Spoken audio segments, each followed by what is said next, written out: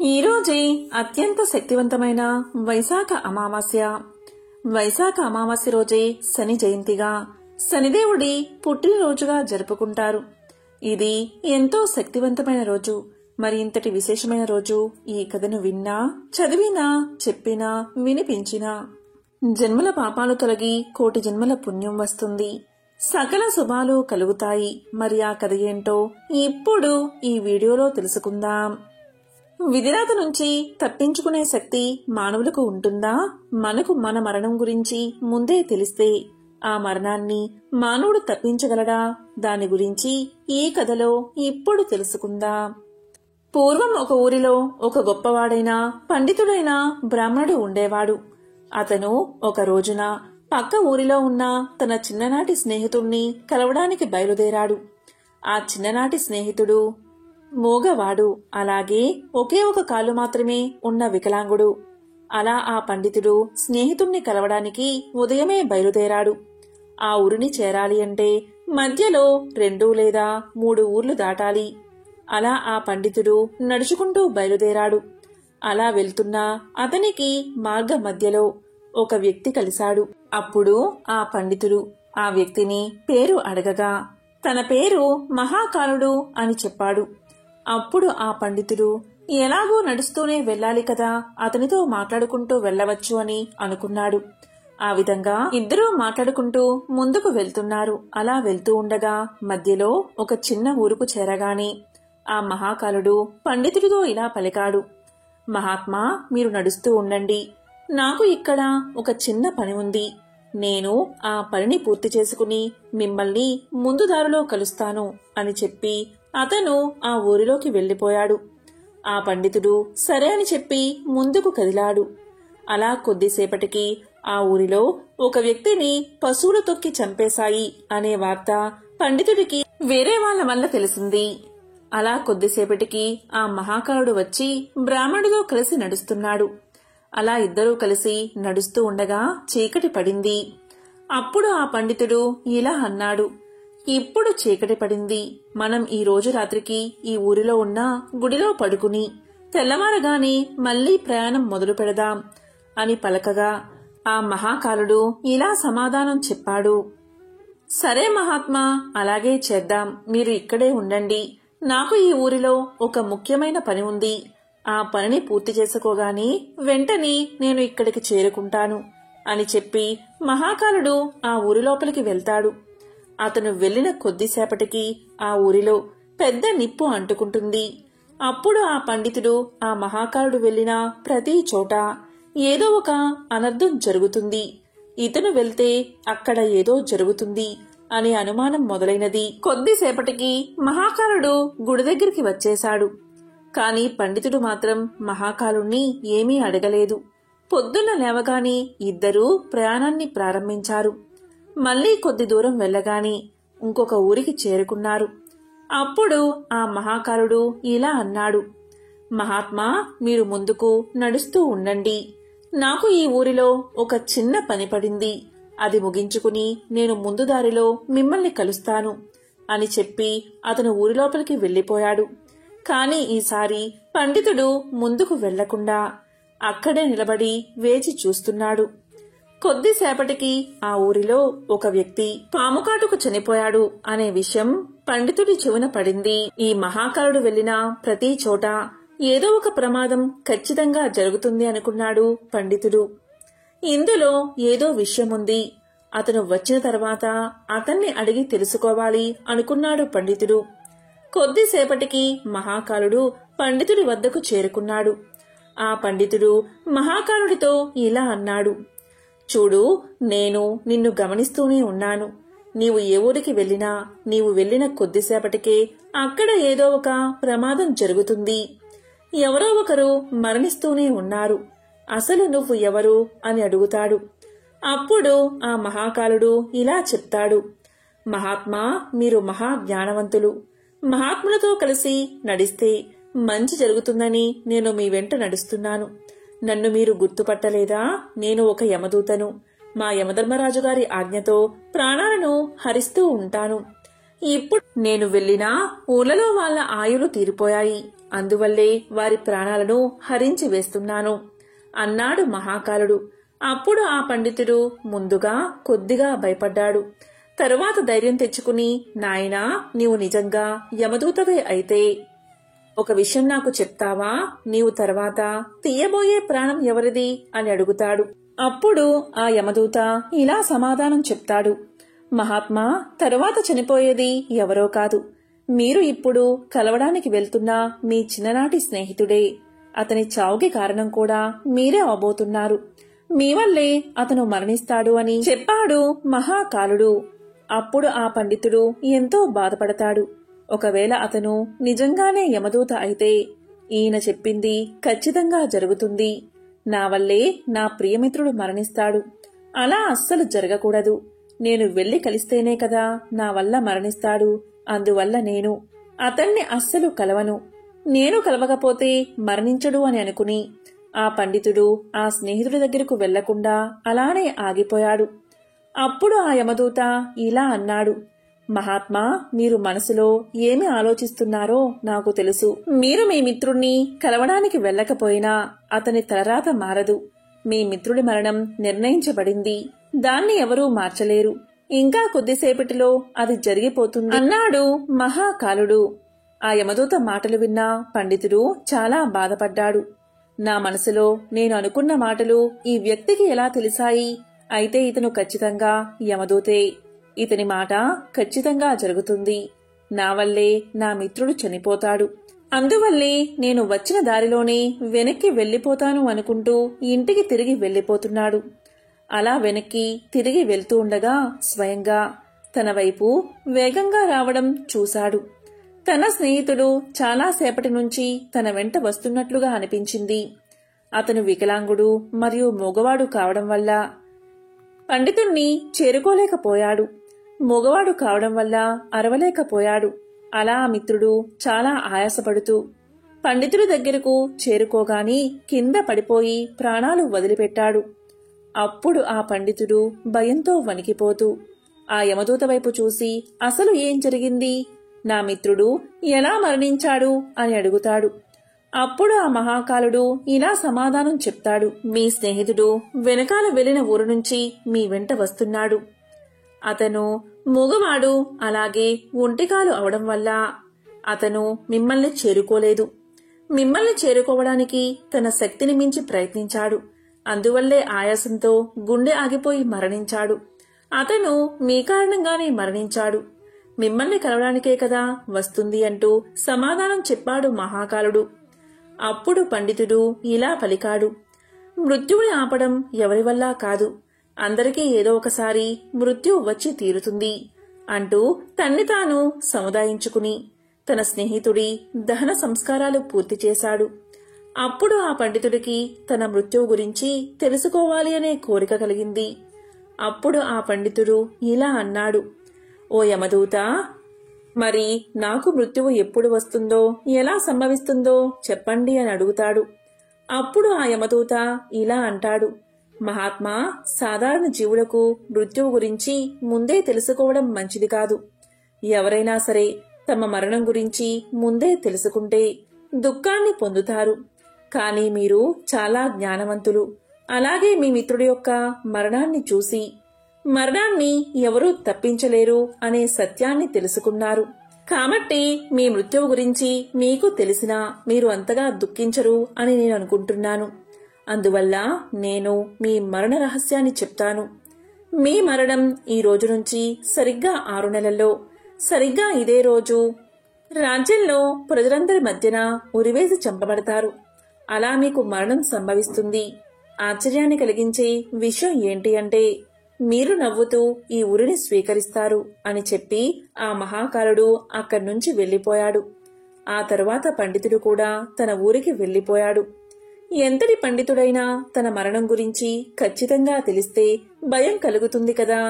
అలాగే ఆ మృత్యువును తప్పించుకునే ప్రయత్నాలు చేస్తారు. సరిగ్గా ఈ పండితుడు కూడా అదే చేశాడు. పండితుడు గొప్ప విద్వాంసుడు కావడం వల్ల అతనికి ఆ దేశ రాజుగారు బాగా తెలుసు. అప్పుడు ఆ పండితుడు మహారాజు వద్ద గొప్ప గొప్ప జ్ఞానవంతులైన మంత్రులు ఉంటారు. వారి దగ్గరకు వెళ్లి నా గురించి చెప్తే వారు మృత్యువును ఆపే ఏదో ఒక ప్రయత్నం చేస్తారు అని ఆలోచించి మరునాడు ఉదయాన్నే రాజ్యసభకు వెళ్లి జరిగిన వృత్తాంతానంతా చెప్పాడు. అప్పుడు ఆ మహారాజు మంత్రుల సలహాలు అడిగి ఈ పండితుడు చెప్పింది నిజమే అయితే ఇతని మరణం 6 నెలల తర్వాత, అది కూడా వేరే రాజ్యంలో జరుగుతుంది. అందువల్ల ఈ పండితుడు వచ్చే 6 నెలలు ఈ కోటలోనే ఉండాలి అని, దానికి కావలసిన అన్ని సౌకర్యాలు ఏర్పాటు చెయ్యమని ఆదేశించాడు. నా అనుమతి లేకుండా ఈ పండితుణ్ణి ఎవరూ కలవకూడదు. అలాగే పండితుడు మాత్రం స్వేచ్ఛగా తిరగవచ్చు అని ఆదేశించాడు మహారాజు. ఎందుకంటే పండితుడికి తిరిగే స్వేచ్ఛ లేకపోతే అతన్ని బంధించినట్లుగా అవుతుందని అతడికి ఎక్కడైనా తిరిగే స్వేచ్ఛను ఇచ్చాడు మహారాజు. కాని ఆ పండితుడు మృత్యువుకు భయపడి బయటకు కూడా రావడం లేదు. కోటలోనే ఉంటున్నాడు. కాలం గడుస్తూ ఉంది. చివరికి పండితుడికి మృత్యువు సంభవించే రోజు రానే వచ్చింది. తెల్లవారితే మరణం సంభవించే రోజు. అప్పుడు ఆ పండితుడు ఇలా అనుకున్నాడు, నేను బయటకు వెళ్తేనే కదా మరణం. నేను ఎలాగో బయటకు వెళ్ళను, ఇక్కడే ఉంటాను. ఇక్కడే ఉంటే మరణం సంభవించదు. ఇక నేను మరణాన్ని తప్పించుకున్నట్లే అని అనుకుని ఆనందంగా ఆ రోజు రాత్రి త్వరగానే పడుకున్నాడు. ఆ పండితుడికి నిద్రలో నడిచే అలవాటు ఉంది. ఆ విషయం అతనికి కూడా తెలియదు. అలా ఆ పండితుడు నిద్రలో నడుచుకుంటూ బయటకు వచ్చి ఒక గుర్రపు బండి మీద కూర్చున్నాడు. పండితుడికి ఎక్కడైనా తిరిగే స్వేచ్ఛ ఉంది కాబట్టి అతన్ని ఎవరూ ఆపలేదు. అలా అతను గుర్రపు బండిపైనే వెళ్తూ పక్కన ఉన్న రాజ్యంలోకి ప్రవేశించాడు. రాత్రి సమయం కావడం వల్ల అందరూ గాఢ నిద్రలో ఉన్నారు. ఆ పండితుడు గుర్రపు బండి దిగి నడుచుకుంటూ నేరుగా మహారాణి పడక గదిలోకి చేరుకుని మహారాణి మంచంపైనే పడుకున్నాడు. తెల్లవారుజామునే మహారాజు పండితుడు మహారాణి పక్కన పడుకుని ఉండడం చూసి కోపంతో ఊగిపోయాడు. వెంటనే భటుల్ని పిలిపించి ఆ పండితుణ్ణి బంధించి కారాగారంలో పడేశాడు. కాని పండితుడికి ఏమీ అర్థం కాలేదు. అసలు తాను ఈ రాజ్యంలోకి ఎలా వచ్చాడో తెలియడం లేదు. ఆ పండితుణ్ణి రాజ్యసభలో ప్రవేశపెట్టారు. పండితుణ్ణి చూడగానే మహారాజు కోపంతో ఊగిపోతూ పండితుడికి ఉరిశిక్షను విధించాడు. ఉరిశిక్ష అని వినబడగానే పండితుడు భయపడిపోయి, మహారాజా, నన్ను క్షమించండి. నేను ఇక్కడికి ఎలా వచ్చానో నాకు తెలియదు. నాకు ముందే తెలుసు ఈ రోజు నాకు ఖచ్చితంగా మరణం సంభవిస్తుందని. దాని ప్రకారమే ఇదంతా జరుగుతుంది అని చెప్పాడు పండితుడు. అప్పుడు ఆ మహారాజు ఇలా పలికాడు, ఏంటి, ఈరోజు నీకు మరణం సంభవిస్తుందని ముందే తెలుసా అని అడగ్గా అప్పుడు ఆ పండితుడు గత 6 నెలల నుంచి జరిగింది మొత్తం మహారాజుకు విన్నవించాడు. అది విన్న మహారాజుకు ఇదంతా నమ్మశక్యంగా లేకపోయినా ఆ పండితుడితో ఇలా అంటాడు, చూడు, నీవు చెప్పింది నిజమే అయితే, ఆ మహాకాలుడు చెప్పినట్లు నిజంగా జరిగితే నీ చావుకు నేను కారణం కావాలి అనుకోవడం లేదు. ఒకవేళ నీవు చెప్పేది అబద్ధమని తెలిస్తే నీకు ఈరోజు మరణశిక్ష తప్పదు అని చెప్పి పండితుణ్ణి ఆశ్రయించిన మహారాజు ఈ రాజుకు మంచి స్నేహితుడు కావడం వల్ల భటులతో ఒక లేఖను పంపించాడు. ఆ లేఖను తీసుకువెళ్లి భటులు సాయంత్రానికి తిరిగి వచ్చి, మహారాజా, ఈ పండితుడు చెప్పింది పూర్తిగా వాస్తవం. గత 6 నెలలుగా స్వయంగా ఆ మహారాజే ఇతనికి ఆశ్రయాన్ని కల్పిస్తున్నాడు. కాని ఇతను ఈ రాజ్యంలోకి ఎలా ప్రవేశించాడు అనేది మాత్రం ఎవరికీ తెలియదు. అందువల్ల ఇతనికి ఉరిశిక్ష వేయడం మంచిది కాదు అన్నారు. కాని ఇప్పుడు మహారాజా, పెద్ద సమస్య వచ్చింది. అది ఏంటి అంటే, మహారాజు ఏమీ ఆలోచించకుండా ఉరిశిక్ష విధించమని తీర్పు ఇచ్చాడు. ఉరి వేయకపోతే ఇతను ఇచ్చిన మాట తప్పుతుంది. అలా ఎప్పటికీ జరగకూడదు. ఒకవేళ ఉరేస్తే ఒక అమాయకుడు మరణిస్తాడు. పెద్ద సంకటలో పడిపోయాడు మహారాజు. అప్పుడు ఆ మహారాజు అందరి మంత్రులతో చర్చించి ఒక ఉపాయాన్ని ఆలోచించారు. అప్పుడు మంత్రులు ఇలా పలికారు, మహారాజా, మనం ఈ పండితుడికి సన్నని ఒక చిన్న దారంతో ఉరిశిక్షను అమలు చేద్దాం. అలా చేస్తే మీరు ఇచ్చిన తీర్పు అమలవుతుంది. అలాగే పండితుడికి ఏ ప్రాణహాని జరగదు అని చెప్పారు మంత్రులు. ఇక మహారాజుకు కూడా ఈ ఉపాయం బాగా నచ్చింది. అలాగే చెయ్యమని ఆదేశించాడు. పండితుడి కోసం మెత్తని సన్నని దారాన్ని ఉరికొయ్యకు కట్టి పండితుడికి ఉరి తగిలించారు. అందరూ సంతోషంగానే ఉన్నారు. ఎందుకంటే పండితుడు మరణించడు, మహారాజు యొక్క తీర్పు నిలబడుతుంది. ఇక పండితుడికి కూడా సంతోషంగానే ఉంది. ఎందుకంటే ఇంత సన్నని దారంతో మృత్యువు లభించదు అని సంతోషిస్తున్నాడు. అందరూ చూస్తూ ఉండగానే ఒక పెద్ద గాలి వచ్చి ఆ సన్నని దారాన్ని తెంపేసింది. దాంతో పాటు పండితుడు కూడా నేలమీద పడిపోయాడు. ఏం జరిగింది అని అందరూ వెళ్లి చూడగా ఆ సన్నని దారమే ఆ గాలి వేగం వల్ల పండితుడి యొక్క గొంతు తెంపేసింది. దీంతో గొంతు తెగి అధిక రక్తస్రావం అవడం వల్ల అందరూ చూస్తూ ఉండగానే ఆ పండితుడు నేలమీద పడి మరణించాడు. చివరకు మహాకాలుడు చెప్పినట్లే జరిగింది. అందరూ ఆశ్చర్యపోయారు. ఇంత సన్నని దారంతో మరణం ఎలా సంభవిస్తుంది? అయినా మృత్యువును ఎవరూ ఆపలేరు. మరణ సమయం నిశ్చయమైతే ఎన్ని ప్రయత్నాలు చేసినా దాన్ని ఎవరూ తప్పించలేరు అని అందరూ అనుకున్నారు.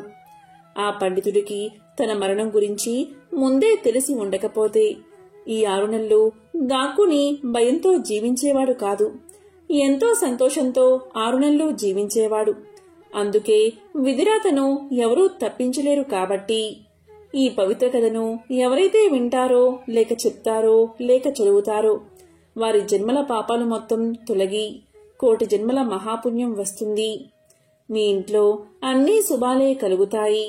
ఇక ఈరోజు తప్పకుండా వినాల్సిన మరొక కథ గురించి ఇప్పుడు తెలుసుకుందాం.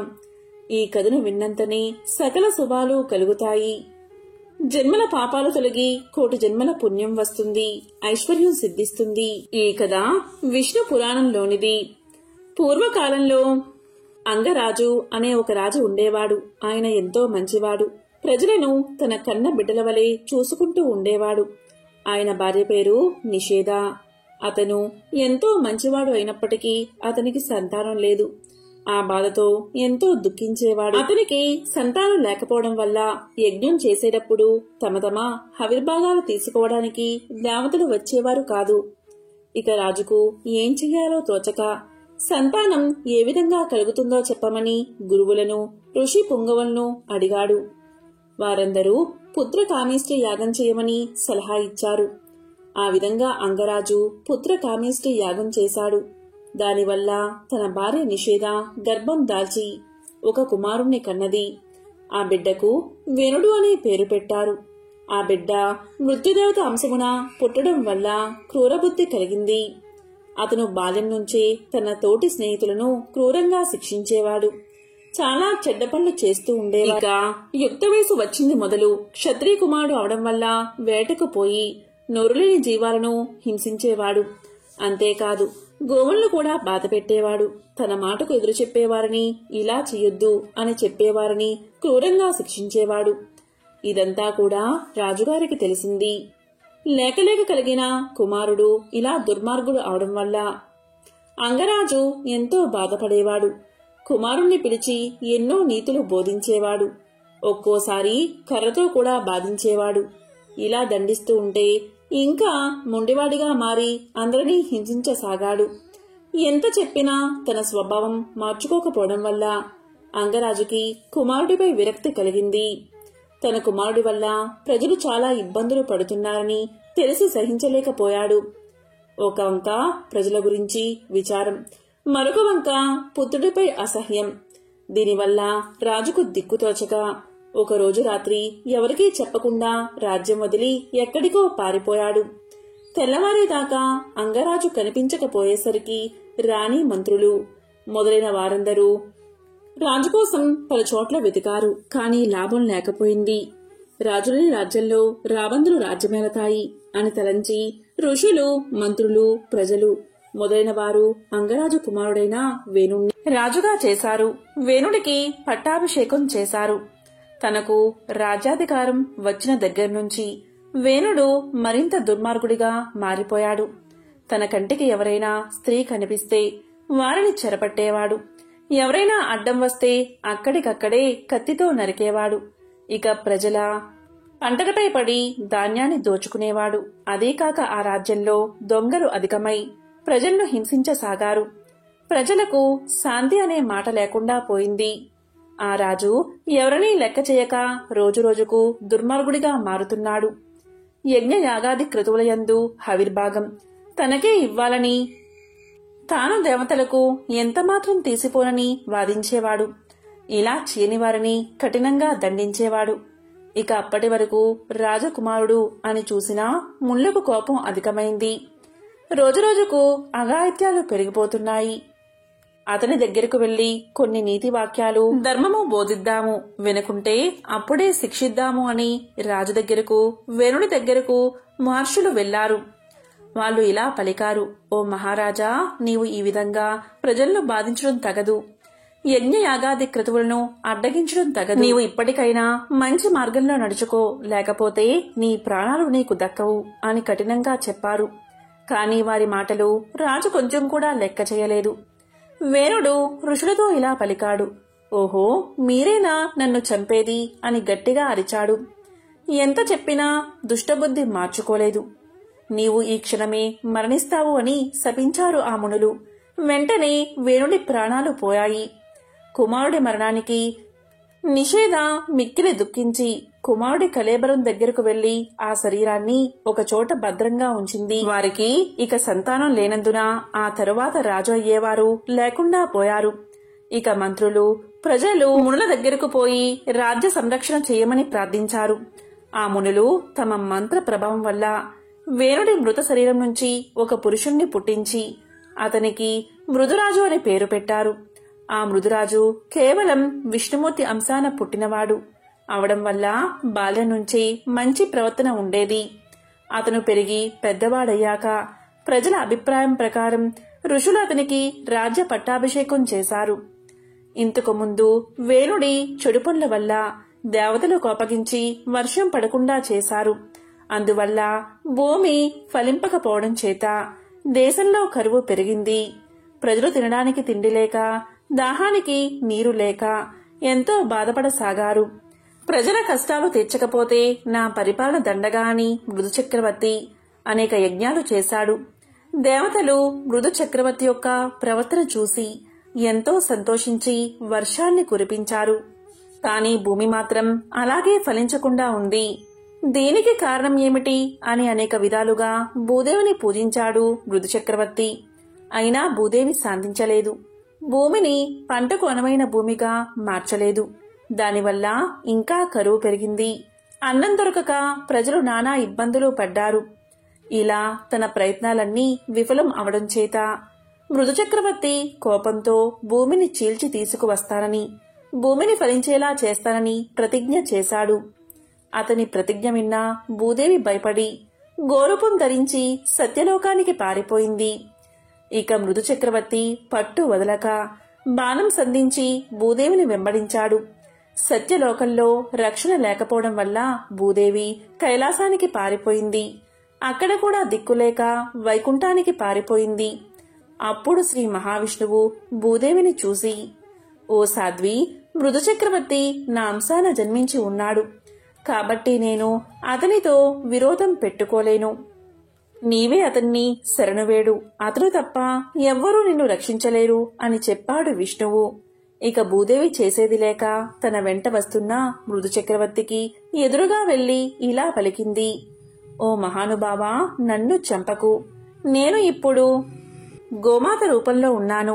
నా పాలు పితుకు, దానివల్ల నీకు కావలసినవన్నీ దక్కుతాయి. నన్ను రక్షించు అని పలికింది. ఇక మృదు చక్రవర్తి భూదేవి చెప్పిన ప్రకారం చేసి సర్వజనులకు కావలసినవన్నీ సమకూర్చాడు. అప్పట్నుంచి ఆ చక్రవర్తికి పృథ్వీ అనే నామం వచ్చింది. ఈ విధంగా జనులకు కావలసినవన్నీ సమకూర్చి ధర్మ మార్గాన అనేక సంవత్సరాలు రాజ్యాన్ని మృదు చక్రవర్తి పరిపాలించాడు. చివరకు శ్రీ మహావిష్ణువు యందు ఐక్యమయ్యాడు. కాబట్టి పరులను హింసించేవారు సమూలంగా నశిస్తారు. వంగ అను దేశంలో బబ్రు వాహనుడు అనే రాజు ఉండేవాడు. అతనిది విశాలమైన రాజ్యం. సమర్థవంతమైన పరిపాలనతో తన రాజ్యాన్ని శత్రువుల బారిన పడకుండా రక్షిస్తూ ధర్మ మార్గాన పాలన సాగిస్తూ ఉండేవాడు. అతని యుగం కృతయుగం అంటే సత్యయుగం కదా. భూమికి 4 దిక్కులా సత్యమే వర్ధిల్లేది. అలాంటి కాలంలో సత్యానికే పాఠాలు చెప్పే విధంగా పాలన సాగించేవాడు బబ్రు వాహనుడు. బబ్రు వాహనుడు అంటే అర్జునుడి కొడుకు కాదు, కేవలం పేరుకు మాత్రమే బబ్రు వాహనుడు. అతని కాలంలో రోగులు లేరు, పాపాత్ములు లేరు, దొంగలు లేరు, హంతకులు లేరు. అద్భుతమైన పాలన మాత్రమే ఉండేది. ఒకరోజు బబ్రువాహనుడు అడవికి వేటకు బయలుదేరాడు. 100 గుర్రాలపైన స్వారీ చేస్తూ వెంబడి 100 మిత్రులు, వందలాది మంది సైనికులు, వీరందరి అవసరాలు తీర్చే సేవకులు రాజును అనుసరించారు. అద్భుతమైన అట్టహాసం, హడావిడితో వేట కొనసాగింది. ఎన్నో అడవి జంతువులను వేటాడుతూ ఆఖరికి ఒక లేడీపైన బాణం విసిరాడు బబ్రు వాహనుడు. ఆ లేడీ చాలా తిక్కలేడి. అది ఎంతగా గాయపడినా లెక్క చెయ్యక బాణపు వేగంతో పారిపోవడం మొదలుపెట్టింది. ఆ క్షణం రాజు ఒక సాధారణ వేటగాడిలా మారిపోయాడు. తన వెంట మిత్రులు ఉన్నారని, పరివారం ఉందని మరచిపోయి తప్పించుకోబోతున్న లేడి వెంటపడి తాను కూడా వేగంగా పరిగెత్తాడు. చివరికి అడవిలో ఒంటరిగా మిగిలిపోయాడు. కాని ఎలాగోలాగా లేడిని పట్టుకోగలిగాడు. అయితే అందుకోసం చాలా సమయాన్ని కేటాయించాల్సి వచ్చింది. లేడి వెంట పరుగులు తీస్తున్నంతసేపు అతనికి ఆకలి దప్పికలు అర్థం కాలేదు. కాని లేడి చిక్కి లక్ష్యం పూర్తి కాగానే అతని ఆకలి దప్పికలు చుట్టుముట్టాయి. అంతసేపు లేడి కొరకు వేటాడిన రాజు ఆకలి దాహాలను తీర్చుకోవడం కోసం వెతుకులాట మొదలుపెట్టాడు. అదృష్టవశాత్తు అక్కడికి సమీపంలోనే ఒక సరస్సు కనబడింది. అందులో ముందుగా స్నానం చేసి తరువాత నీరు తాగి ఒడ్డున ఉన్న ఒక చెట్టు కింద తన పరివారం కోసం ఎదురు చూస్తూ విశ్రాంతి తీసుకోసాగాడు. అనుకోకుండానే రాజుకు నిద్ర ముంచుకు వచ్చి కనులు మూతపడసాగాయి. ఈలోగా సమీపంలో కలకలం వినబడింది. రాజు కలవరపడుతూ కళ్ళు తెరిచి చూశాడు. అతనికి సమీపంగా ఎదురుగా 100 ప్రేతాలతో కలిసి ప్రేత వాహనుడు అనే పేరుగల ప్రేతరాజు అక్కడికి వచ్చాడు. ప్రేతాలంటికి ఎముకలకు బిగుతుగా చర్మాన్ని అతికించినట్లుగా ఉన్నాయి. ఎక్కడా కూడా అంగుళం మందం మాంసమైనా లేదు. వాటి ఆకారాలు భయం గొలిపేలా ఉన్నాయి. ప్రేతాలు హఠాత్తుగా కనబడితే ఎవరికైనా భయం కలుగుతుంది. కాని అక్కడ ఉన్నది యుద్ధరంగంలో పరాక్రమాన్ని ప్రదర్శించే బబ్రువాహన మహారాజు. అందువల్ల ముందుగా కొంచెం కలవరం కలిగిన వెంటనే తన విల్లును అందుకుని ప్రేతాలపైకి ఎక్కుపెట్టాడు మహారాజు. కాని బాణం వదలకుండా వారితో ఇలా అన్నాడు. ఎవరు మీరంతా? ఇంత భయంకరంగా ఉన్నారు. ఎక్కడ్నుంచి వచ్చారు? మీ శరీర ఆకృతులు ఇంత వికృతంగా ఉన్నాయేమిటి అని అడిగాడు. అప్పుడు ప్రేతాల నాయకుడైన ప్రేత వాహనుడు రాజుతో ఇలా పలికాడు. మహారాజా, మీ దర్శన భాగ్యం వల్ల మాలో ప్రేతభావం నశించిపోయింది. మాకు ఉత్తమ గతులు ఇక లభించే తీరతాయి అన్నాడు. ప్రేత వాహనుడి మాటలు రాజుకు అర్థం కాలేదు. అదే విషయం రాజు ఇలా అన్నాడు. ఓ ప్రేతమా, నువ్వేమి మాట్లాడుతున్నావు? నాకు అర్థం కావడం లేదు. నాకు అర్థమయ్యేలా చెప్పు అన్నాడు. దానికి ప్రేతవాహనుడు ఇలా పలికాడు. రాజా, ఈ ప్రేతాలన్నీ ఒకప్పుడు మనుషులే. కాని చేసుకున్న పాపాల వల్ల ప్రేతాలుగా మారిపోయాయి. ఎవరికైతే అగ్ని సంస్కారం, శ్రాద్ధం, తర్పణం జరగవో వారంతా ప్రేతాలై తిరుగుతారు.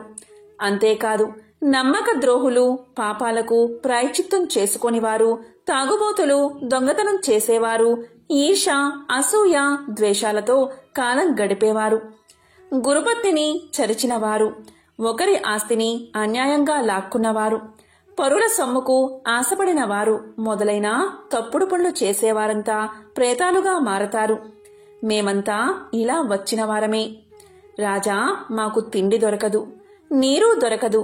దీంతో మేము ఆకలి దప్పికతో అలమటించిపోతూ ఉంటాం. మాకు ఎవరు శ్రాద్ధం కాని పిండం కాని పెట్టరు. అందుకే మేము ఇలా మిగిలిపోయాము. ఇలా మిగిలిపోయిన వారికి రాజే అపరక్రియలు జరపాలి. అలా జరపడం వల్ల మేము ప్రేత రూపం నుండి విముక్తి పొందుతాం. అలాగే మీరు కూడా గొప్ప పుణ్యాన్ని సంపాదించుకుంటారు.